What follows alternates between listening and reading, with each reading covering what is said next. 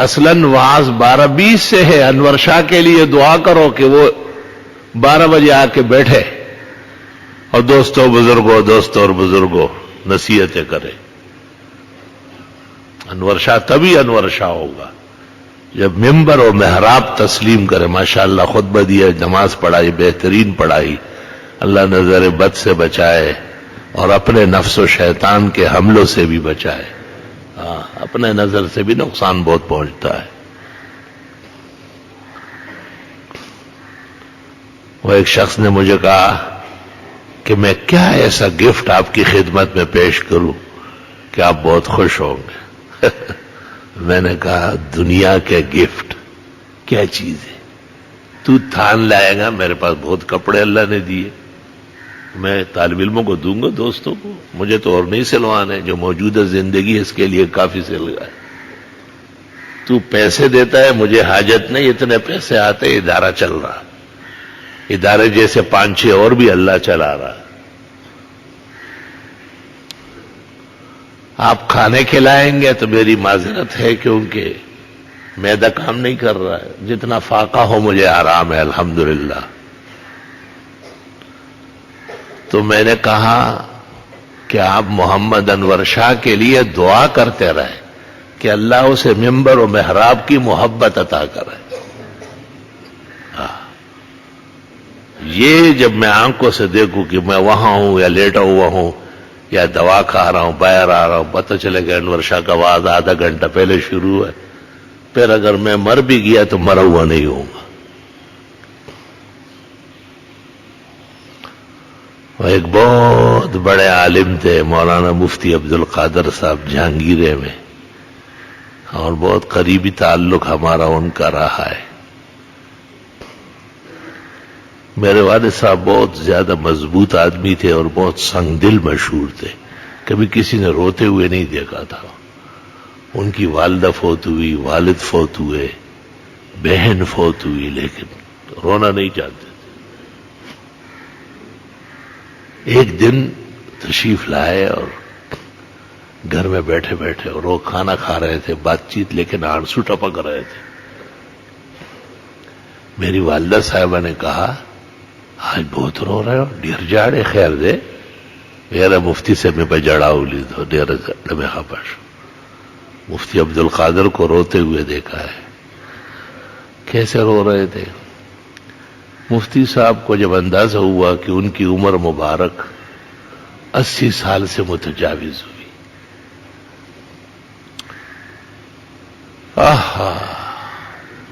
بہت قیمتی کتابیں بیت المقدس سے اور عراق سے، اور اس زمانے میں کتابیں کہاں تھی، مشکلات تھی بہت زیادہ، سب کتابیں ان کے پاس موجود تھی. انہوں نے کسی دینی ادارے کو کہا کہ بھائی تھوڑے سے پیسے ویسے دے دو، یہ کتابیں لے جاؤ. قرآن مجید ایک اچھا نسخہ رکھا، بخاری شریف رکھی، فتاوی شام رکھا اور مثنوی مولانا روم، 4 کتابیں چھوڑ دی. میرے والد صاحب نے کہا حضرت یہ کیا ہو رہا ہے؟ اور میں اوہو محمد عاقلہ، میرے والد کا نام محمد عاقل تھا، تو میں پتہ ہے کہ میں مرنے سے پہلے مر چکا ہوں. کیوں؟ فرمایا ایک بیٹے نے علم نہیں کیا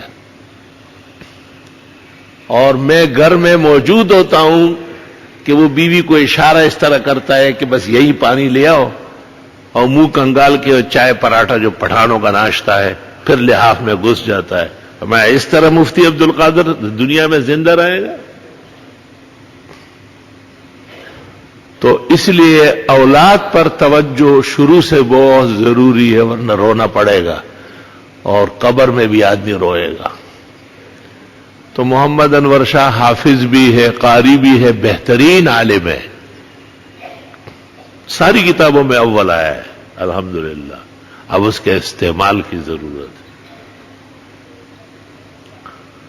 اگر ایک آدمی نے بہت بڑی دولت کمائی اور اس کمانے کے رکھنے کا اور استعمال کرنے کا طریقہ نہیں آیا تو یا شراب پیے گا اور یا جوا کھیلے گا یا دہشت گردی کرے گا. مال تو نکلنا چاہتا ہے، وہ ٹھہرتا نہیں کسی کے یہاں. یا لوگ آ کے اس کو ڈکیت کر کے نکال لیں گے. قرآن کریم میں اللہ نے علم کا تذکرہ کیا ہے تو عالموں کو اور پیروں کو بہت سخت ڈانٹا ہے ایک مقام پر. دنیا تو امتحان کی جگہ ہے. پہلے یہ فکر تھی کہ وہی بیٹا ہو جائے, اللہ نے بیٹا عطا کیا. پھر یہ فکر تھی کہ یہ پڑھ لیا. نیک صالح الحمدللہ, لیکن کچھ ضرورتیں ہیں جن میں ابھی کمی چل رہی ہے. آنکھ جو کچھ دیکھتی ہے لب پہ آ سکتا نہیں, محو حیرت ہوں کہ دنیا کیا سے کیا ہو جائے. کوشش یہی کی کہ روئے زمین کا امام ابو حنیفہ کے بعد سب سے بڑا عالم جو ہماری نظر میں وہ امام العصر مولانا محمد انور شاہ صاحب ہے, ان کا نام رکھ دیا. اور اس نام نے اپنے کچھ کارنامے بھی دکھائے, اور آپ دعا فرمائیں گے تو انشاءاللہ تعالی میرے مرنے اور روح نکلنے اور جنازہ اٹھنے سے پہلے پہلے انور شاہ محراب اور ممبر کو سجائے گا انشاءاللہ. آپ کی دعا ضروری ہے, میری دعا کے لیے کافی نہیں لگ رہی, میں صاف بتا رہا ہوں. اللہ اکبر و کبیرہ. یہ امتحانی جگہ ہے, ہم امتحان دینے آئے ہیں. ہر طرح امتحان, ہر طرح امتحان. صرف انور شاہ سے مراد میرا بیٹا انور شاہ نہیں, وہ جو آپ کے بیٹے ہیں, آپ سے بھی یہ سوال ہونے والا ہے. وہ جو اور علماء ہمارے بھائیوں کے بیٹے, ہمارے بزرگوں کے, وہ سارے فکر کی بات تو ہے نا کہ کہاں تھے لوگ اور کہاں جا رہے. ایک مفتی عبد القادر نہیں تھے جو آنسو سے رو رہے تھے اور اپنے صاحب نے کتب خانے بیچ رہے تھے. ایسے کتنے علماء ہیں جن کی کتابیں کیڑے کھا گئے, جن کی کتابیں بازاروں میں بک گئی. یہ چھچ کے علاقے میں ایک بزرگ گزرے, شیخ الحدیث مولانا نصیر الدین غرغشتوی. یہ مولانا غلام اللہ خان صاحب شیخ القرآن نے ان سے پڑھا تھا. جب شاہ انور شاہ صاحب کی خدمت پہ گئے اور شاہ صاحب نے پوچھا مشکات اور ہدایہ آخرین کہاں پڑھی؟ کہا غرغشتوں میں مولانا نصیر الدین سے. کہا حضرت دورہ حدیث نہیں پڑھاتے؟ کہا ایک سال چھوٹا دورہ مشکات اور ہدایہ آخرین پڑھاتے ہیں, اگلے سال اس سال وہ ان لڑکوں کو دورہ پڑھائیں گے. تم پھر یہاں کیوں آئے؟ وہی پڑھتے نا, وہ علم اور یہ علم تو ایک ہے. تو شیخ القرآن روتے تھے کہ میرے استاذ کی قدر مجھے شاہ انور شاہ کے سامنے آئی. امام العصر المحدث الکبیر والفقی علی الاطلاق آیت من آیات اللہ, اور وہ اتنا اعتماد فرماتے تھے کہ بھئی غرغشتوں میں پڑھتے.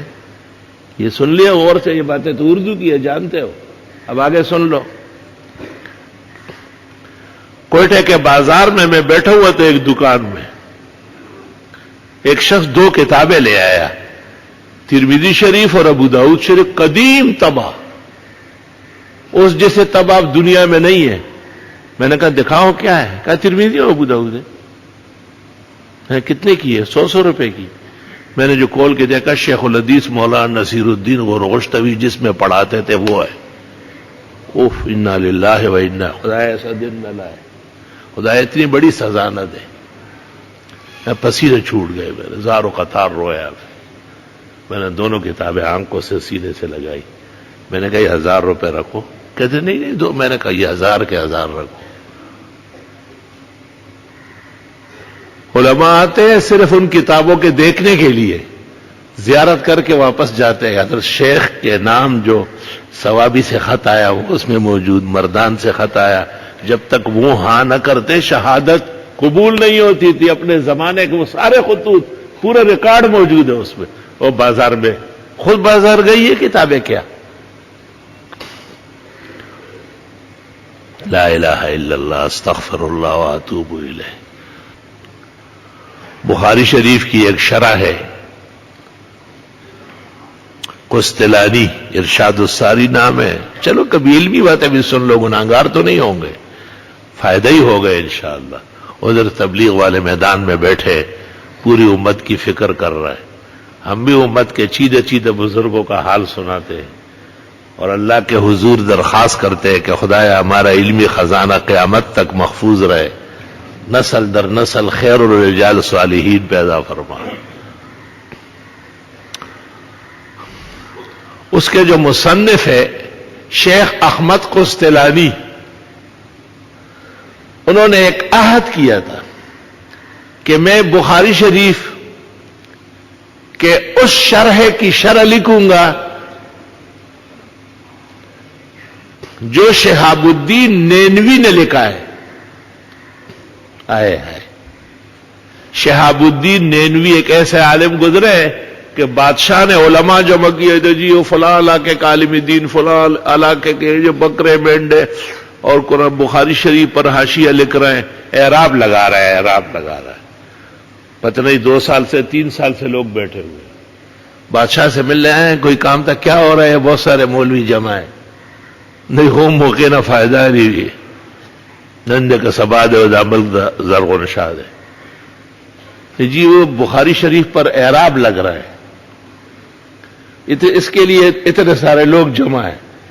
شہاب الدین نینوی نے کہا ایک بخاری کا صاف نسخہ دے دو مجھے ذرا۔ صاف نسخہ دے دیا، ایک پاؤں نیچے تھا اور ایک اوپر تھا، یہ کٹ ایک ہوا، یہ اعلان دیکھ ہوا، اور اسی طرح پکڑ کر کے بد الوحی سے آخری حدیث تک اعراب لگا کے بادشاہ کو یہ لے لو، اب ان مولویوں سے چیک کرو۔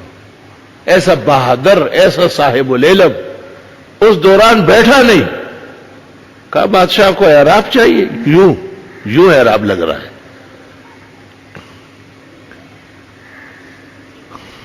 تو علامہ قسطلانی نے کہا تھا کہ میں اس بخاری کی شرح لکھوں گا، وہ سامنے رکھوں گا۔